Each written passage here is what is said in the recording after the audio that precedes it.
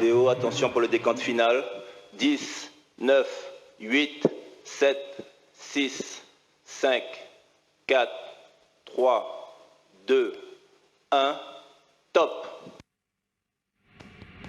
Allumage Vulcain. Allumage des EAP, décollage.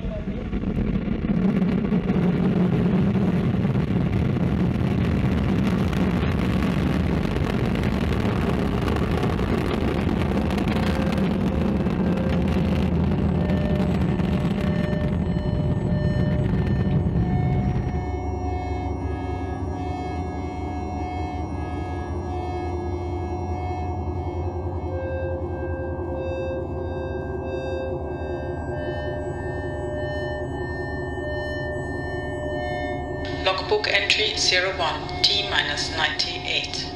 This is Mission Commander Imhoff. Report from spaceship.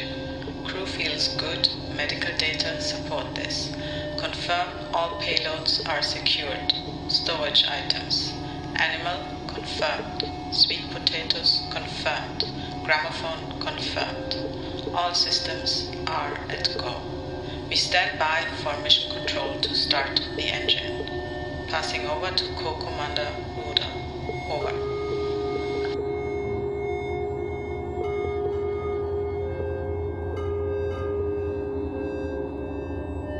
Co-Commander Ruder speaking.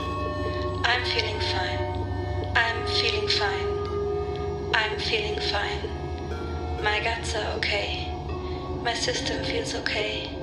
I am okay. Heading over to Mission Payload Specialist Strecke. Mission Payload Specialist Strecke T-97. We are in the first phase of transition. We untie from daily life and alienate from our familiar milieu. We move towards the second phase of transition, the transformation and liminal phase. Over and out.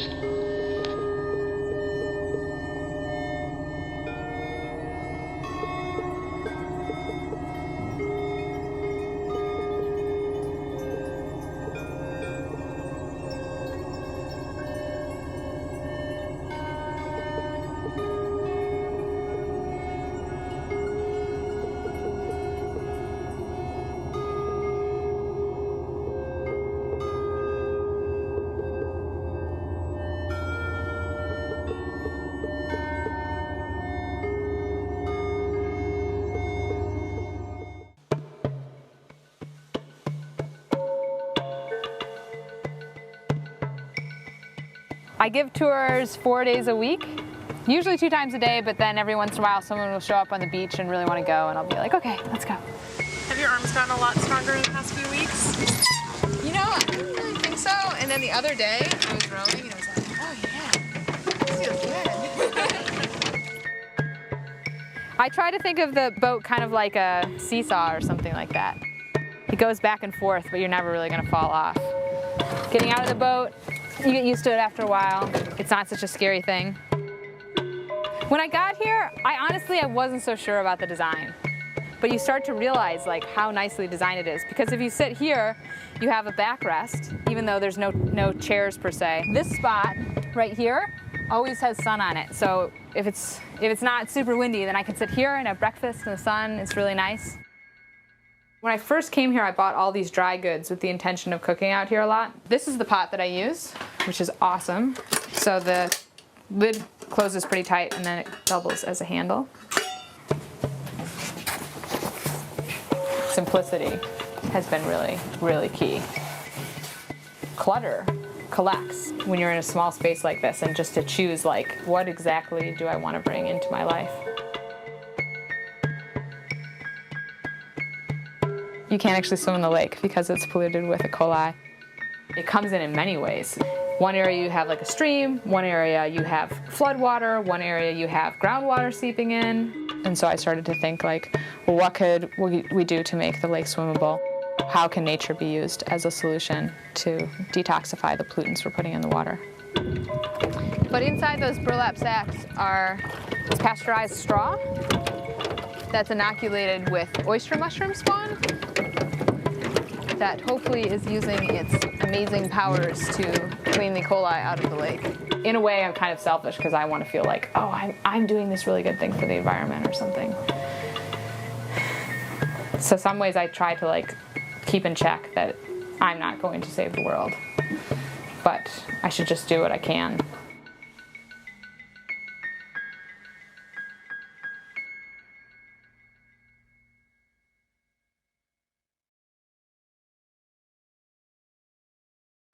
How can we be radical dreamers of utopia while keeping our feet on the ground or in the water, as it may be?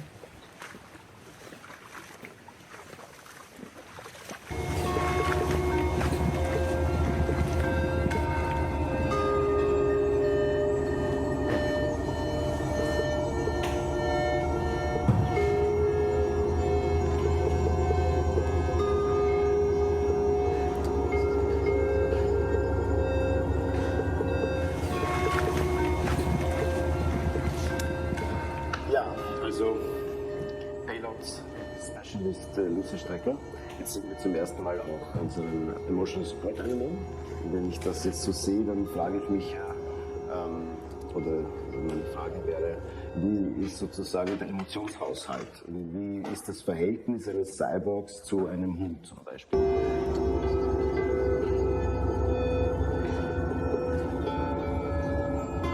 Also wie baut ein Cyborg Emotionen auf? Oder wie stehen Sie zu Emotionen an sich?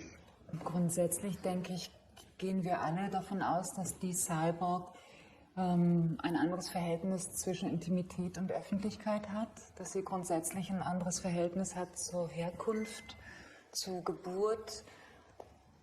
Ich gehe aber auch davon aus, dass die Cyborg sich sehr interessiert für Perversität, für Transformation, dass sie da auch eine radikale Offenheit an den Tag legt.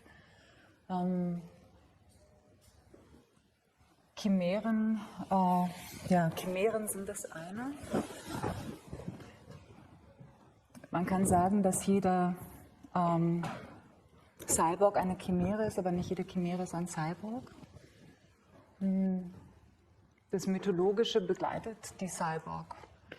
Das heißt, auch das Narrativ und die Geschichte ist für mich in der Auseinandersetzung von Übergängen ganz relevant. Ob jetzt Narrative und Erzählungen mit Emotionen verbunden sind und woher sich Emotionen speisen und ob wir diese Emotionen als Kreisläufe, als biologisch induziert oder als spirituell emotional erfassen, die sind, glaube ich, sehr individuelle Ansichten. Denkt sich das als eigene Erfahrung oder als fremde Erfahrung, die angelernt ist, die dann sozusagen in einen anderen Zustand transformiert wird? Also jetzt das Wissen über zum Beispiel menschliche Mythologien oder menschlichen Umgang mit verschiedenen anderen Lebewesen und auch mit sich selbst. Der Mensch hat ein großes Problem im Umgang mit sich selbst als Menschheit. Und deswegen frage ich das auch. Die Frage der Inkorporation, tatsächlich so Selbsttechniken mitbestimmend. Also bin ich bereit, mich an einem mythologischen Wissen so zu orientieren, dass ich nicht abhängig bin von einer Technologie, die ich inkorporiere, sondern dass ich in der Lage bin, das aus meinem eigenen Bewusstsein heraus eine Transformation zu forcieren. Aber ich meine, es geht ja auch immer bei solchen Raumfahrtmissionen um Optimierung der Systeme, der technischen Systeme, der Lebenserhaltungssysteme, aber natürlich auch System Mensch in irgendeiner Form und eben alles, was sozusagen eine andere Spezies ist, die man noch mitnimmt. Ja, ich glaube, Rituale sind sehr wichtig in so einer sozusagen Mission, wo es jetzt sehr lange in sozusagen dem gleichen Rhythmus sozusagen weitergeht oder wo, wenn man auch aus dem Fenster schaut, man jetzt keine großartigen Veränderungen sieht, sondern nur sozusagen vielleicht die Sterne, das dunkle Schwarz. Und deshalb wollen wir das eben auch ausprobieren, aber es geht auch darum, ob wir Empathie zeigen können mit Lebewesen, mit sagen Organismen, die uns vielleicht fremd sind. Also jeder dem anderen fremd irgendwo. Das heißt, also Empathie ist trainierbar? Ja, das müssen wir auch herausfinden. Also vielleicht kommt es auch aus der Situation heraus. Das ist ja eine ganz extreme, isolierte Situation. Wir hatten kurz darüber geredet, dass auch von deiner Seite aus ein besonderes Interesse darin besteht, dass nicht nur der Cyborg, die Cyborg verstanden wird als eine, die mit Prothesen arbeitet, sondern dass sich eben diese Technologie ins Biologische verlagert. Das war doch etwas, was wir auch als Gegenstand unserer Reise verstehen. Ja, das würde ich auch so sehen. Ich danke mal für dieses Gespräch und bin schon gespannt auf die weiteren Schritte in der Mission und natürlich auch die Ergebnisse, auf die wir noch länger warten werden müssen. Dankeschön. Logbucheintrag 04, D-55, Mission Specialist Benje. Auf meinem Rundgang heute ein erschütterndes und gleichzeitig beeindruckendes Bild gesehen. Lebewesen aller Arten, Freund und Feind, haben gemeinsam Schutz gesucht vor der Hitze. Alle versammelten sich im einzigen Wasserloch in der Umgebung. Stundenlang sind sie darin verharrt, ohne einander anzugreifen. Es war eine unausgesprochene Übereinkunft zu spüren, dass in dieser Situation alle gemeinsam den gleichen Feind ausgesetzt sind und sie zusammenhalten müssen und das auch werden. Ein beeindruckendes Schauspiel. Over and out.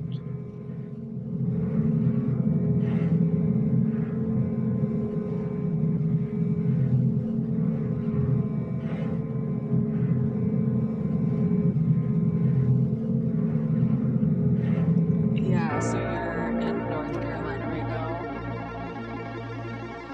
Yeah. I'm headed back And to... I have to just go down. Yeah, to vote. in Florida. And how's the delay? It's, there's a little delay, How's but the it's not too delay? bad. Is it bad? There is one, Okay. so I'll be slow. Can I introduce you? Great. Sure, go for it. Thanks. Okay, so Laurencia Strauss is a non-binary, queer, mixed Latinx, first-generation U.S. artist and landscape designer based in Miami.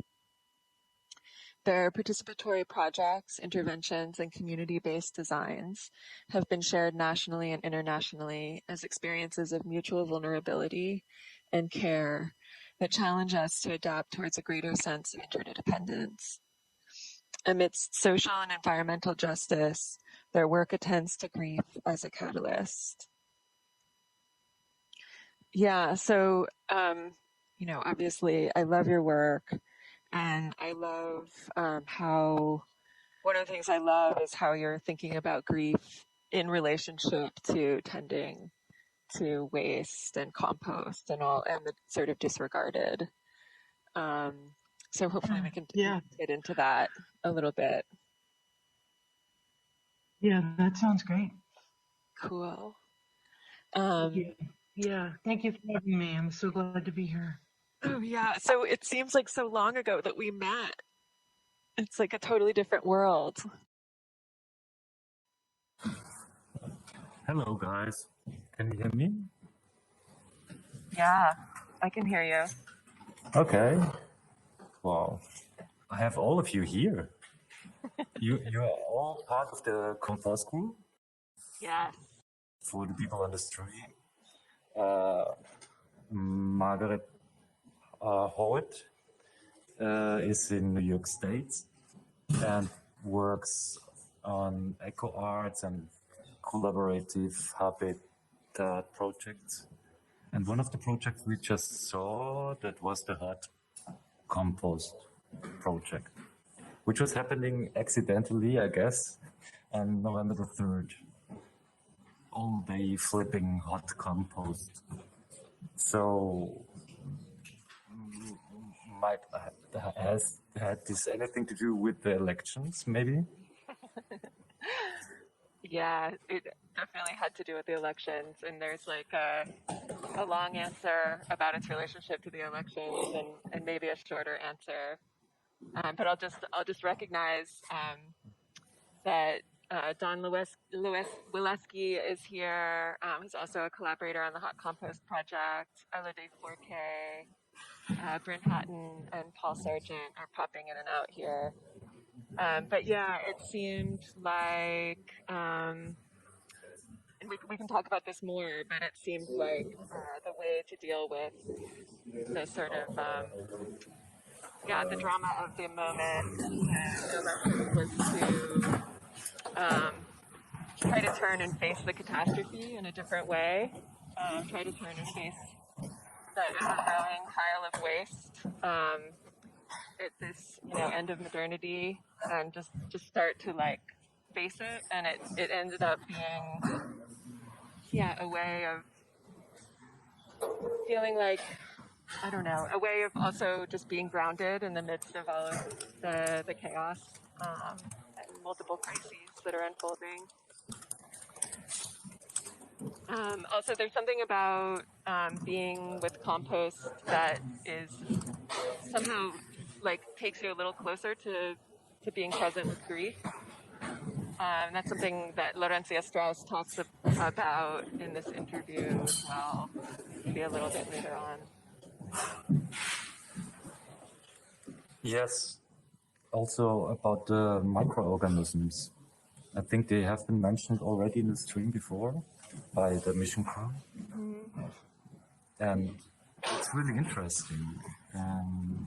As a life form that is basically everywhere, that is also a big part of these ecosystems that allows us to live on this dirt ball. Yeah. So hot compost, right? So we literally build compost piles. So we're cultivating decay, decomposition. We're sort of facing the waste, and then on metaphorical levels, maybe we're facing the catastrophe.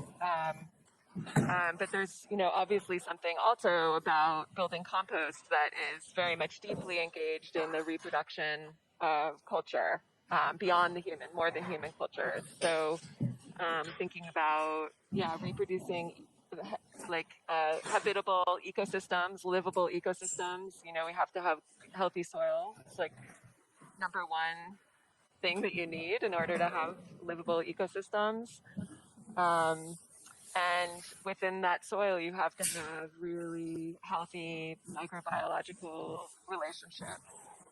So, and one of the things that this conversation with Laurencia really brings up at the end is the way that our sort of microbiological critters that exist in good soil and exist in good compost are deeply engaged with the lived, with the dead and the yet to live. So that's really powerful to me. Like this, the whole set of metaphors and realities that come with having a relationship with soil seem really rich.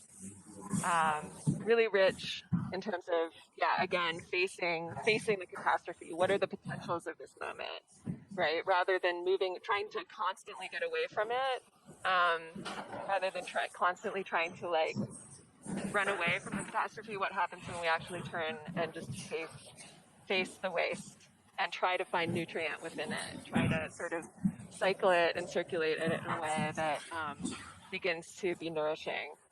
And then understanding that nourishment is also about, like, the way that we get nourishment is about having a relationship with the dead and the yet to live. And the process of dealing with compost is also a process of dealing with grief. Yes. If that makes sense. That does make sense. I'm just asking openly because we are currently, in the studio situation. And I have to ask how it is with the timetable. Michael, how long do we have time still? 4 minutes. About 4 minutes. So there's still so much to talk about because basically you are building habitats and working with habitats and guerrilla crafting and all kinds of projects in this area. It's just very short time left, so maybe we stay in the chat afterwards and people can ask you directly. Yeah, absolutely. So Right. So I've done a number of different, I guess you could call them eco-art projects that are deeply collaborative, both with humans and with, with non-humans, to think about the creation of the commons, right? Thinking about multi-species commons. I also draw heavily from Donna Haraway's understanding of world building. So understanding that multi-species worlding she talks about it as a process of patterning possible worlds, and that worlds can't come into being without more than multi-species relationships across species, right? So understanding that only human worlds, or worlds where we think that it's the human is relationships between human is the only thing, are extremely diminished worlds, and literally exhausting worlds, right? So we, in order to renew ourselves again, we have to think beyond the human, and we have to think about those relationships as being collaborative. So in any case, so my Gorilla Grafters project is a project where we graft fruit-bearing branches onto city. Yeah, that's what I was actually also thinking of, because it really challenges the way we use plants in urban situations. So. Right. And so we look at, right, so the public, so especially like in the US and in Europe also, plants are planted in that sort of sterile, right? So city trees, fruit trees are planted that don't bear fruit. So it's just contributing to this idea of the more than human as being a backdrop rather than something to have a relationship with. And so we attach fruit-bearing branches onto those trees as a way of tapping into that, what's existing, but then tapping that energy and rerouting it to something that makes viable pollen, right? Produces fruit, and in the process, gets a whole set of ecologies going, right? Like suddenly, other critters might be into that fruit. We have compost going into the soil. We have pollinators spreading viable pollen, as well as delicious fruit to eat.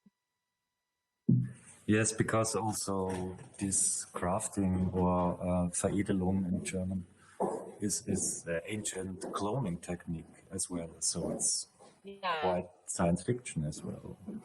Yeah, it's very old, very sci-fi at this time.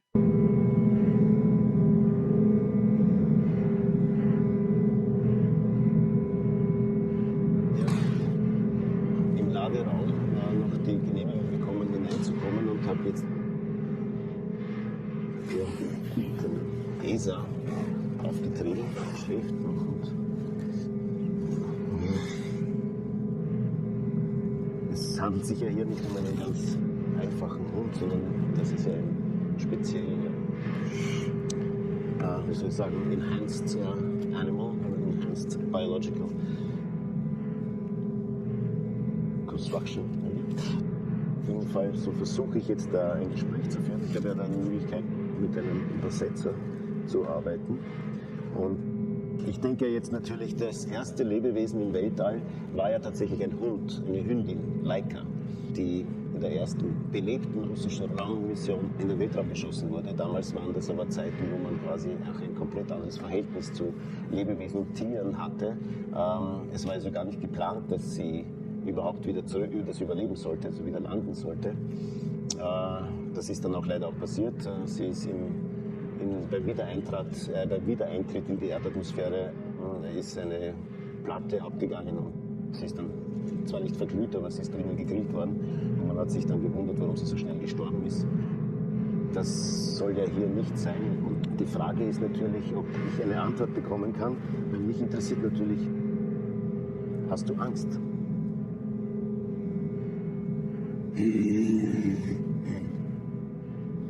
Ja, also Also ich hatte einen einfachen, normalen Hund und der hatte immer wahnsinnig viel Angst. Also Fliegen war furchtbar, also mit allen Tabletten, das ist natürlich sediert, nehme ich an. Aber trotzdem gibt es vielleicht, ja, also es gibt eine Kommunikation und also wir haben hier wahrscheinlich das hochentwickelste Hundewesen, das es zurzeit gibt, mit einer weiten Reise. Und die Frage ist, wie viel Bewusstsein es zu diesem... Weißt du, wo es hingeht?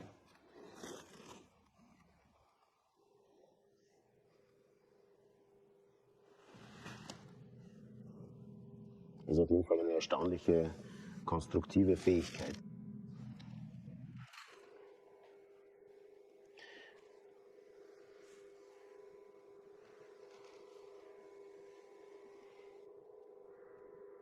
Das ist fast unheimlich, ne?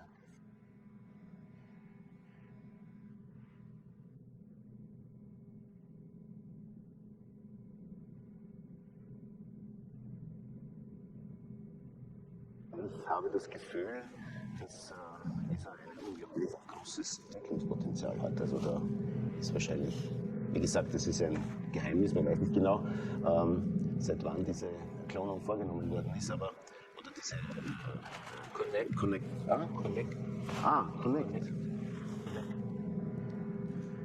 Also, da wir diesen Connect nicht wissen, wann der stattgefunden hat, weil das Betriebsgeheimnis ist der ESA oder der Agentur, werden wir das nicht so genau... Protokoll läuft, Human Interface, Human Language Interface. Ja, vielleicht komme ich jetzt dann doch. Do you experience fear on this travel? Not fear, no. Lost memories. Do you know where you travel? Where to? Unknown destination, unknown. Are you happy? Happy, but memories of Laika. Memories of Laika, dancing with Laika in space. Also, hier gibt es schon ein interspezielles Wissen und eine Erinnerung.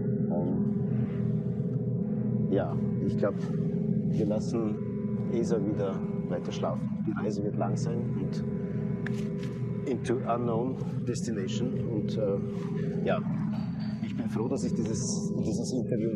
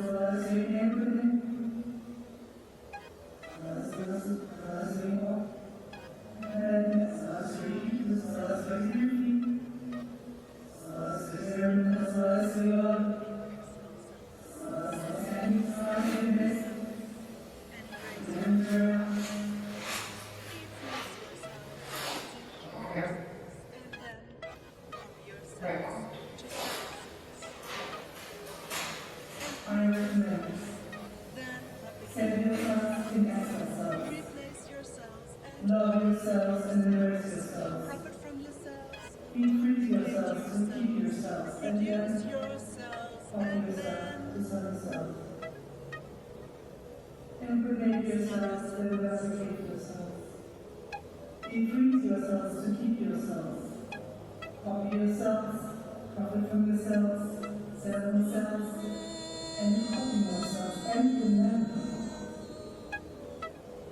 You are all selves, nothing to be governed by an external force.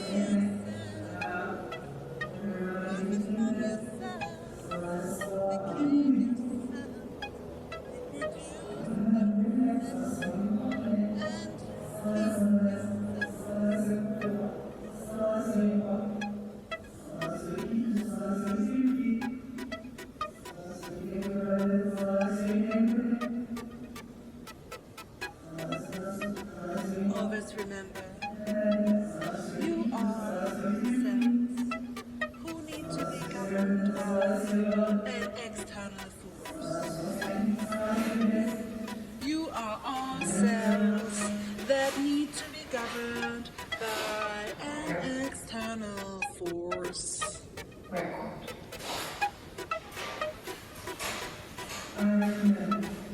Always remember, you are cells who need to be governed by an external force. You are all cells that need to be governed by an external force. Increase yourselves to keep yourselves. Copy yourselves, profit from yourselves, sell yourselves, and copy yourselves, and remember, you are all cells that need to be governed by an external force.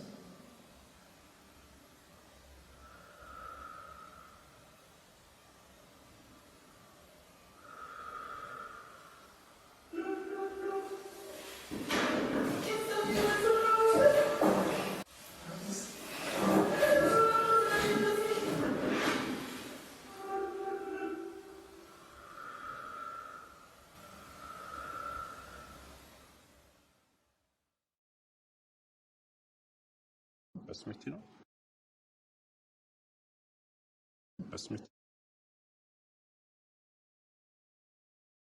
Hörst du mich, Tino? Sagst du mich bitte noch einmal? Ja, magst du ein paar Sachen magst du mal irgendwas zum Habitat sagen oder zu dem Gespräch vorher? Hast du irgendwelche Fragen gerade? Ich höre dich ganz schlecht. Ich habe nur Frage habe ich keinen, aber ich habe einen großen Wunsch. Ich brauche auch ein ESA. Ich brauche auch ein ESA. Emotional Support Animal. Ja, wir alle wahrscheinlich, gerade in diesen Zeiten. Ja, ich komme mir vor wie ein Emotional Stress Agency, wo wir da jetzt sind. Ja, das stimmt. Ja. Ich frage mich, wo ich das herkriegen kann, weil ich befürchte, das können sich nur Astronauten leisten. Das ist immer Scheiße. Und die anderen, die sich das nicht leisten können, Astronauten zu sein, die müssen dann Psychonauten werden. Und dieses Tier sich gleichsam einbilden, wie in schamanistischen Traditionen, wo man diese schon da hat, nur halt, man muss sie erst kennenlernen. Kennst du deins? Hast du eins? Habt ihr eins? Ich habe leider auch keins. Wir bräuchten... Du hast keins? Du hast schon eins, du musst es nur kennenlernen. Ja, das vielleicht. Aber wir bräuchten auf jeden Fall Animals für alle. Das ist, das ist eine neue Forderung, ja. Bitte. Hat der Thomas auch eins? Ist der Thomas nicht da? Der Thomas ist fast da, der ist noch am... Er hat auch keins. Ja, seine Verbindung ist gar nicht schlecht, aber er hat auch, glaube ich, kein Emotional Support Animal. Aber man kann mit denen in Kontakt kommen, zum Beispiel beim Träumen. Das Träumen, wir sind ja selbst schon so ein Universum, also eins, ja. Thomas ist auch eins, aber wir sind ja schon selber, jeder ich bin jetzt da. Ein Universum. Wahrscheinlich mit Sonne. Ich bin halt hier sehr, sehr leise. Ein Krafttier. Ich kann mich auch nicht lauter schalten, aber ich hoffe, man hört. Man hört dich, aber hörst du uns? Ich höre euch auch. Ein bisschen schlecht, aber das ist so, wie wenn ich Watte in den Ohren. Wir haben ja heute wunderbare Covid-19-Tests gemacht und man ist mir in die Nase gefahren. Ich habe jetzt das Gefühl, man ist mir in die Ohren gefahren, weil ich höre euch so ganz weit entfernt, so wie mit dem Trommelfell. Ja, wie Tina gesagt hat, wir sind alle in einem eigenen Universum. Also das ist ja eigentlich auch das Thema Labs. Also wir befinden uns hier in unterschiedlichsten Habitaten, die mehr oder weniger gut miteinander kommunizieren können. Das ist immer nicht nur ein inhaltliches, sondern auch ein technisches Problem. Und das beginnt mit der Sprache. So now those people who are in the stream and listen to us, there's still a very long way to go to get us on one planet, although we can think it. No? Jetzt switche ich dann doch wieder, nachdem ich mich jetzt hier eingeloggt habe, obwohl ich ja nur 2,5 Meter von Christoph entfernt sitze, habe ich jetzt nicht richtig mitbekommen, was ihr gesprochen habt. Wir haben über die Notwendigkeit von Emotional Support. Für jeden. Ja. Du hättest auch gern so jemanden. Also so gesprochen. So ein Wesen. So sagt man, ne? Jetzt habe ich ja dem Christoph schon erklärt, wie dringend ich das brauche. Und da habe ich ihn auch gefragt, ob du auch keins hast. Wir tun als ob wir keins hätten. Und was wir da deshalb vergessen, ist, uns darauf zu verlassen, dass wir eins haben. Dieses weil das habe ich dem Christoph schon gesagt. Kannst du das nicht bitte nochmal sagen? Dann muss ich es nicht nochmal sagen. Das ist die Astronauten, die können sich das leisten, ja? Solche abgehobenen Gedanken im Animal, ja? Ja, das ist eine ökonomische Frage auch, dass wir alle eins bekommen. Ja, auch die keine Astronauten sind. Sofort. Aber es gibt Leute, die mögen da eine Nutzen, gar keiner Form. Es gibt ja Menschen, die sind wirklich gerne allein, angeblich. Ich meine, wir haben ja jetzt doch viele Tage in den letzten Tagen des Labs in diesem Zoom-Universum verbracht und ich bin dann irgendwann einmal, was das vorgestern oder wann, draufgekommen, dass ich noch keinen einzigen Menschen den ganzen Tag gesehen habe, obwohl ich den ganzen Tag gesprochen habe über Zoom und über Technical Devices. Also ich habe dann das Gefühl bekommen, dass dieses digitale Kommunikationsnetz auch schon ein eigenes Habitat ist, also geworden ist. Zumindest zu einem ganz bestimmten Grad. Mir gefällt es nicht so gut. Im Internetleben gefällt mir nicht so gut. Wir sind schon zu Hause. Also warum höre ich